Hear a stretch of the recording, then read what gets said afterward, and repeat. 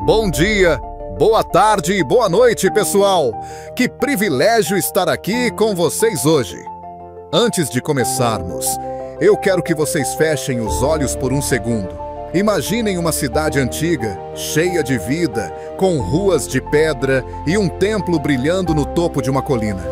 Agora, pensem num menino de 12 anos, com uma coroa gigante na cabeça, tentando mandar num reino inteiro. Parece uma aventura, né? Mas e se eu te contar que esse menino cresceu para se tornar o rei mais cruel que Israel já viu? Um cara que manchou as ruas com sangue, que queimou o próprio filho num ritual pagão, que transformou um lugar santo num pesadelo de trevas. Gostou dessa história? Deixe seu like e se inscreva para mais conteúdos transformadores.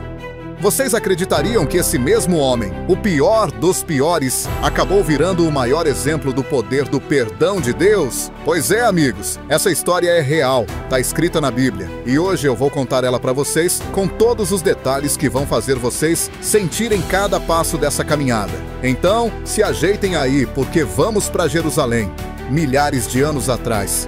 E eu prometo, vocês não vão querer piscar. Eu sei que a vida de vocês é corrida. Trabalho, família, contas para pagar.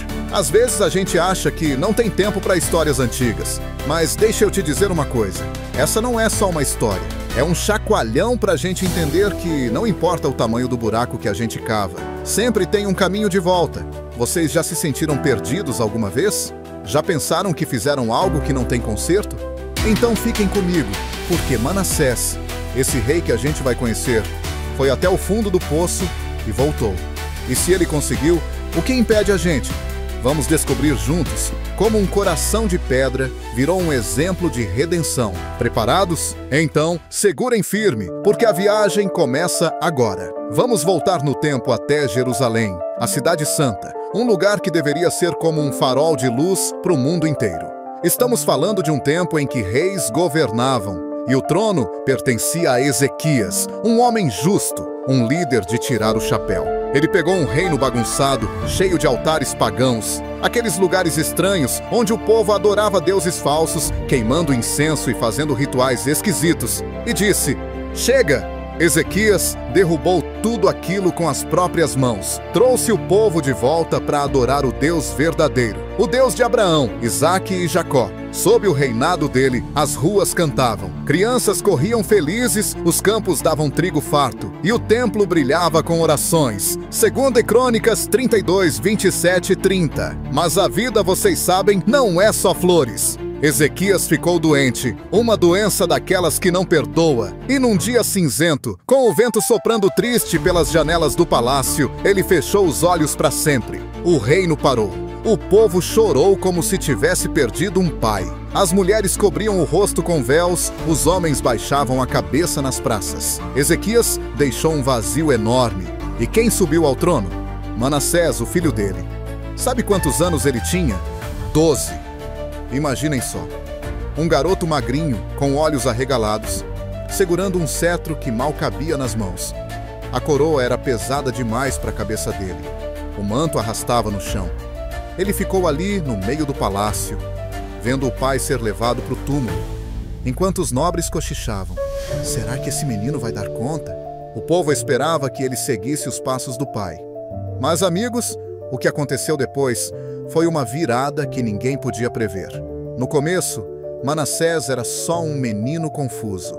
Ele olhava para as paredes do palácio, cheias de tapeçarias contando as vitórias de Ezequias, e se perguntava: como eu faço para ser assim?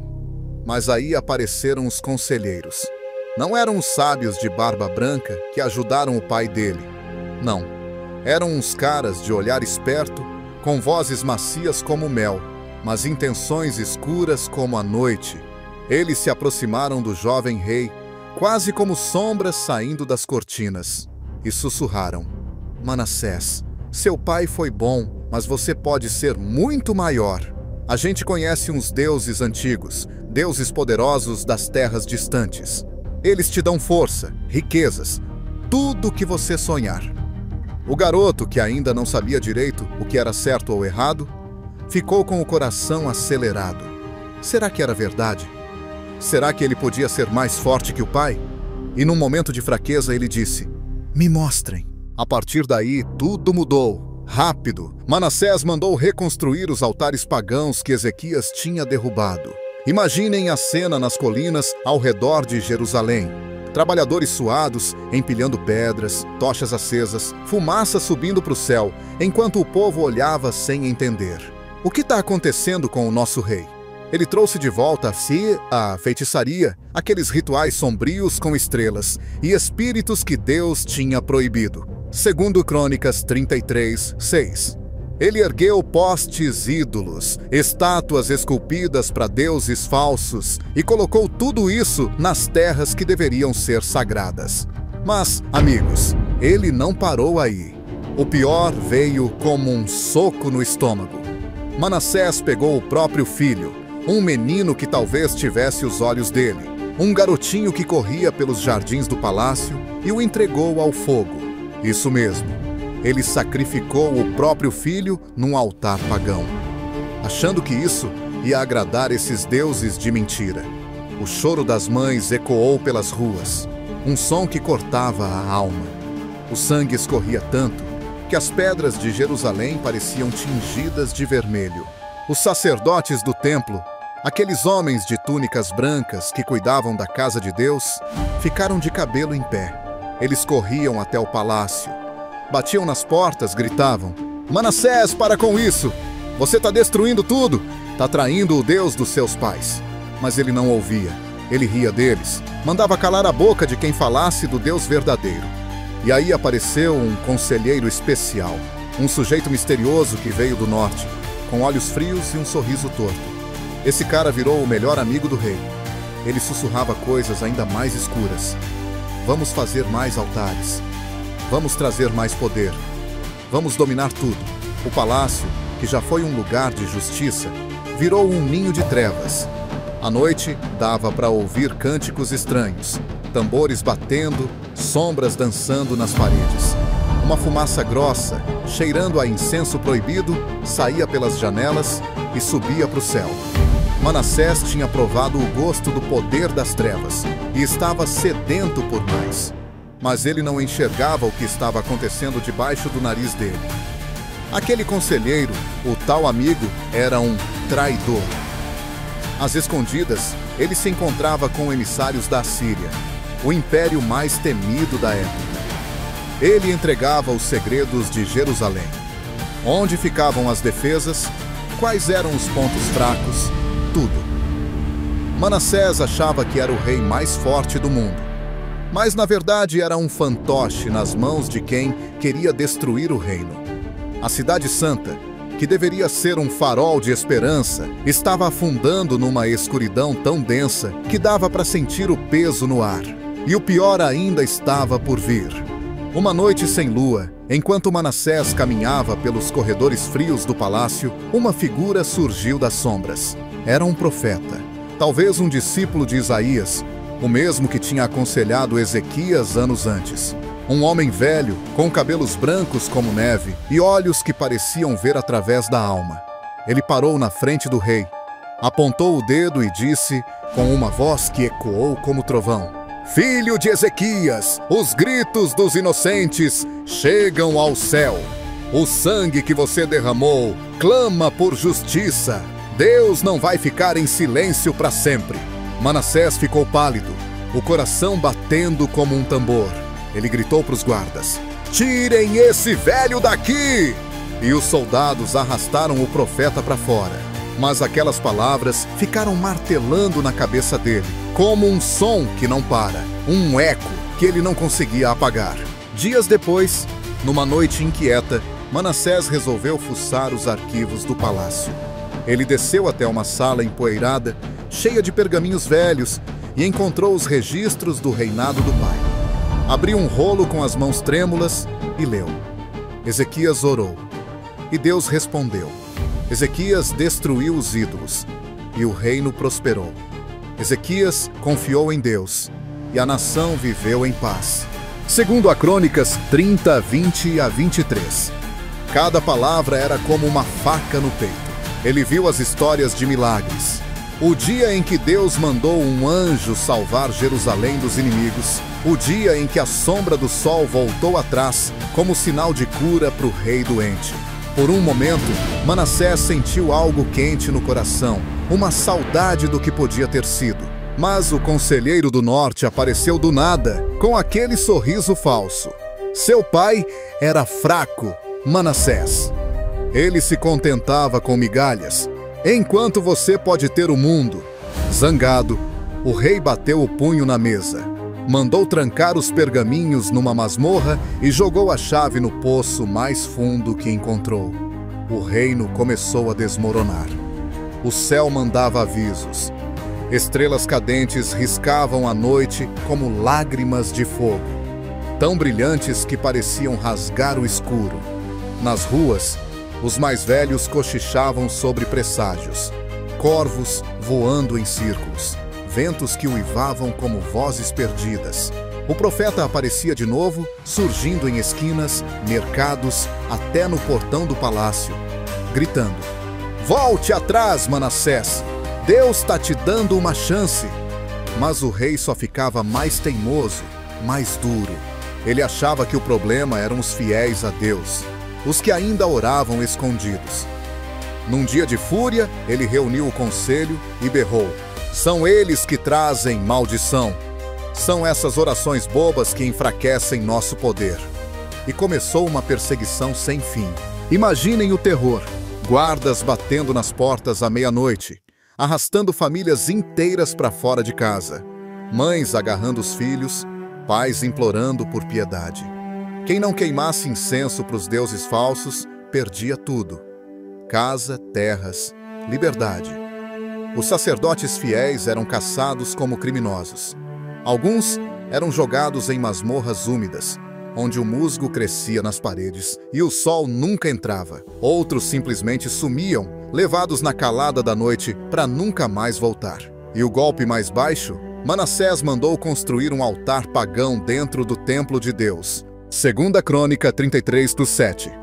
Imaginem o som dos martelos ecoando no lugar sagrado enquanto trabalhadores esculpiam um ídolo grotesco bem no Santo dos Santos. O dia em que a estátua foi erguida, a terra tremeu como se chorasse. Nuvens escuras cobriram o céu, trovões rolaram ao longe, mas Manassés riu, achando que era sinal de poder. Enquanto isso, escondidos em cavernas nas montanhas, os poucos fiéis que sobraram se juntavam em segredo. Eles acendiam velas fracas, cantavam baixinho para não serem ouvidos e oravam com lágrimas nos olhos. "Deus, faz alguma coisa! Salva nossa cidade! O templo está profanado, nosso rei está perdido." E Deus ouviu, mas antes de trazer salvação, veio a justiça, porque Deus não deixa o mal reinar para sempre. Os assírios, que Manassés achava que eram aliados, estavam só esperando a hora certa. Eles tinham fingido amizade, mandado presentes, sorrido nos banquetes. Mas, numa noite de festa no palácio, com as mesas cheias de pão e vinho, o plano deles explodiu. Em meio às risadas, os guardas assírios sacaram as espadas. O salão virou um caos, taças caindo no chão, gritos cortando o ar. Eles agarraram Manassés, amarraram os pulsos dele com correntes de bronze e o arrastaram pelas ruas de Jerusalém. O povo, que ele tinha aterrorizado por anos, ficou nas janelas, olhando em silêncio. Alguns sentiam pena, outros alívio. Levaram ele para Babilônia, jogaram numa cela úmida, onde o chão era lama e o ar cheirava a mofo. Ali, sozinho, com os grilhões cortando a pele, o rei cruel caiu no fundo do poço. Na escuridão da prisão, Manassés começou a sonhar. Sonhava com o pai, Ezequias, sentado no trono, contando histórias da infância. Ele via o rosto gentil do pai, ouvia as orações simples que cantavam juntos de manhã. "Senhor, guia nossos passos." Lembrou das vezes que corria para os braços de Ezequias depois de um pesadelo, sentindo o calor daquele abraço. Mas agora só tinha frio e silêncio. Então, viajantes que passavam por Babilônia traziam notícias de Jerusalém. O templo em ruínas, com ervas crescendo entre as pedras, famílias destruídas, órfãos chorando nas ruas. A cidade que ele deveria proteger era um deserto de dor, tudo por causa dele. O peso da culpa caiu como uma montanha. Ele se encolhia no canto da cela, abraçando os joelhos e, pela primeira vez em décadas, chorou. Chorou como criança, com soluços que ecoavam nas paredes úmidas. E aí, amigos, vem o milagre que ninguém esperava. Alguns sacerdotes que ele tinha perseguido, que tinham fugido para a Babilônia, descobriram onde ele estava. Vocês acham que eles foram para xingar, para jogar pedra? Não! Eles foram até a cela, enfrentando guardas e riscos, e falaram com vozes suaves: Manassés, Deus ainda te ama. Ele vê seu sofrimento e pode te perdoar. Imaginem a cara dele, suja de lama e lágrimas. Ouvindo isso, perdão depois de tudo? Mas aquelas palavras acenderam uma faísca no coração dele. Numa noite, depois de um pesadelo horrível, onde via o rosto do filho que sacrificou, ele caiu de joelhos no chão frio. Levantou os olhos para as rachaduras do teto, como se tentasse ver o céu, e orou: Senhor, eu pequei mais que todos. O sangue dos inocentes está nas minhas mãos. Eu profanei teu templo, traí meu povo. Não mereço nada, mas suplico tua piedade. 2 Crônicas 33, 12-13. Não foi uma oração bonita, foi um grito rouco, misturado com lágrimas e arrependimento. E Deus ouviu. Ele não virou as costas para o rei perdido. De um jeito que a gente não explica, anos depois, os assírios libertaram Manassés. Talvez tenham pensado que ele não era mais ameaça. Talvez Deus tenha mexido os pauzinhos. O importante é que ele voltou para Jerusalém. Mas não como o rei arrogante de antes, com trombetas e cavalos. Ele voltou mancando, com o cabelo emaranhado, o olhar baixo, um homem quebrantado. O povo cochichava nas ruas. É ele mesmo? O que aconteceu? A primeira coisa que Manassés fez foi correr para o templo. Ele olhou para os ídolos que tinha colocado lá, aquelas estátuas feias que profanaram o lugar santo, e gritou para os guardas: derrubem tudo! Ele mesmo pegou um martelo, subiu numa escada bamba e começou a bater. Cada golpe era um som de libertação. Cada pedaço de pedra caindo era um pedaço do passado dele sendo destruído. Ele limpou o templo com as próprias mãos, varreu o chão, tirou as cinzas dos altares pagãos, mandou trazer de volta os utensílios sagrados. Depois, foi para as colinas ao redor de Jerusalém, onde os altares pagãos ainda fumegavam. Ordenou que fossem queimados até virar pó. Ele trabalhava dia e noite, suando sob o sol quente, enquanto o povo olhava desconfiado. Não era fácil. Muitos não acreditavam na mudança dele. Diziam: esse aí, o rei cruel, tá fingindo. As cicatrizes que ele deixou eram fundas. Famílias ainda choravam os filhos perdidos. Sacerdotes lembravam das masmorras. Mas Manassés não desistiu. Ele fez leis novas, protegendo quem quisesse adorar o Deus verdadeiro. Mandou buscar trigo e óleo para as famílias que tinha machucado, tentando consertar o que podia. À noite, nas ruas de Jerusalém, os cânticos voltavam, tímidos no começo, mas cada vez mais altos. No fim da vida, Manassés era outro homem, humilde. Com o rosto marcado por rugas e arrependimento, ele nunca tentou apagar os erros do passado. Quando falava com o povo, dizia: eu fui o pior, mas Deus me deu uma chance. Ele passava os dias ajudando a reconstruir não só os muros, mas a fé da nação. Quando morreu, não teve festa de rei, com ouro e desfiles. Foi enterrado quieto, com a dignidade de um homem redimido. A Bíblia diz que ele se humilhou, orou e Deus o ouviu. 2 Crônicas 33, 19. Jerusalém nunca esqueceu as marcas do reinado dele, os altares quebrados, as famílias feridas, mas também nunca esqueceu que um coração de pedra virou um testemunho vivo do amor de Deus. E aí, pessoal, o que vocês acham? Manassés caiu mais fundo que a gente pode imaginar, mas Deus o puxou de volta. Essa história não é só sobre ele, é sobre nós. Quantas vezes a gente acha que foi longe demais, que não tem jeito? Mas Deus está dizendo: eu te vejo, eu te amo, posso te transformar. Se ele perdoou Manassés, o que impede ele de perdoar você ou eu? Hoje, eu te convido a pensar: tem algo na sua vida que pesa? Algo que você acha que não tem conserto? Leva para o Senhor. Ele é especialista em fazer o impossível. Obrigado por assistirem este vídeo. Vocês são demais. Vamos acreditar juntos que o perdão de Deus é maior que tudo.